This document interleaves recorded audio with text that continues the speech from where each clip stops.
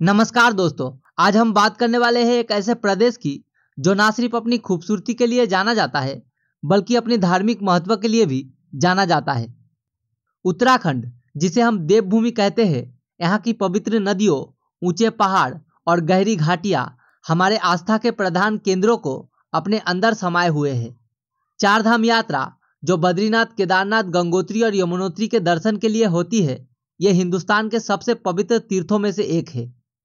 दोस्तों, लाखों लोग हर साल इन पवित्र धामों में यात्रा करने आते हैं, अपनी आस्था को और मजबूत करते हैं, अपनी मन्नत पूरी करने के लिए इतनी कठिन और लंबी यात्रा को तय करते हैं। लेकिन ये यात्रा आसान नहीं होती। मुश्किल रास्ते, ऊंची पहाड़ों के खतरनाक मोड़ और खराब मौसम इन लोगों के लिए बड़ा चैलेंज बन जाता है। इसीलिए इस कीमत को समझना जरूरी है जो ये श्रद्धालु चुकाते हैं। और यही कारण है कि चारधाम रेल प्रोजेक्ट की कॉन्सेप्ट इतना महत्वपूर्ण बन गया है। नमस्कार दोस्तों, मैं हूं विकी और आप देख रहे हैं हाईवेज इन मोशन। आज हम डिटेल में समझेंगे कैसे चारधाम रेल प्रोजेक्ट और ऋषिकेश कर्णप्रयाग रेल लाइन उत्तराखंड की फ्यूचर यात्रा को बदलने वाला है। दोस्तों, चारधाम का इतिहास और धार्मिक महत्व हमारे हिंदू संस्कृति में गहराई तक जुड़ा है। बद्रीनाथ, केदारनाथ, गंगोत्री और यमुनोत्री को मानवता के चार मुख्य धाम कहा जाता है।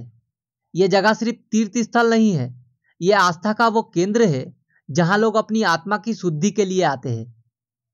दोस्तों, बद्रीनाथ भगवान विष्णु का धाम है और केदारनाथ भगवान शिव का। वहीं गंगोत्री और यमुनोत्री गंगा और यमुना नदियों के उद्गम स्थल है। ये पवित्र नदियां हमारे संस्कृति का हिस्सा है। इनका पानी हमारी पूजा और जीवन का महत्वपूर्ण हिस्सा है। पर दोस्तों, इन चारों धामों तक की ये यात्रा बहुत मुश्किल होती है। ऊंची घाटियों से होकर लोग रवाना होते हैं। डेंजरस रास्ते और मौसम के बदलाव लोगों के लिए बड़ा चैलेंज होता है। हर साल बारिशों में लैंडस्लाइड और सड़कों की हालात यात्रा को मुश्किल बनाती है।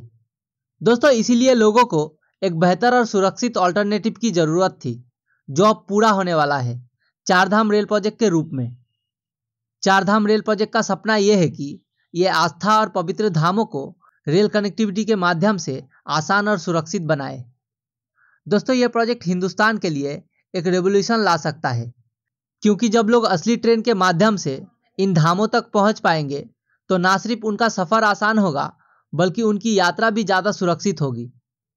दोस्तों, ये रेल प्रोजेक्ट का मेन लक्ष्य है कि ऋषिकेश को बद्रीनाथ, केदारनाथ, गंगोत्री और यमुनोत्री से जोड़ा जा सके। अभी जो यात्रा काफ़ी चैलेंजिंग और टाइम कंज्यूमिंग है, वो इस प्रोजेक्ट के पूरा होने के बाद फास्ट और एक्सेसिबल हो जाएगी। दोस्तों, आज के डेट में जब लोग चारधाम यात्रा के लिए निकलते हैं, उन्हें कठिन रास्ते, मौसम के खराब होने का खौफ और लैंडस्लाइड जैसे प्रॉब्लम्स फेस करनी पड़ती है। पहाड़ी सड़कें अक्सर बारिश के मौसम में बंद हो जाती है और जो लोग ये यात्रा करते हैं उन्हें घोड़ा या पालकी का सहारा लेना पड़ता है। दोस्तों, अगर हम केदारनाथ की बात करें तो ये यात्रा मुश्किल होती है। गौरीकुंड से केदारनाथ के रास्ते में लोगों को ज़्यादातर सफ़र पैदल या फिर घोड़ा या पालकी का सहारा लेना पड़ता है। दोस्तों, ये रास्ते बारिशों के टाइम और भी ज़्यादा डेंजरस हो जाते हैं। ऐसे में रेल कनेक्टिविटी इन सब चैलेंज को ओवरकम करने का एक स्ट्रॉन्ग सॉल्यूशन है। दोस्तों, आप सबके मन में ये सवाल जरूर होगा कि चारधाम रेल प्रोजेक्ट का काम कहाँ तक हुआ है और ये कब पूरा होगा। दरअसल चारधाम रेल प्रोजेक्ट का पहला स्टेप है ऋषिकेश कर्णप्रयाग रेल लाइन, जिसका कंस्ट्रक्शन तेजी से हो रहा है।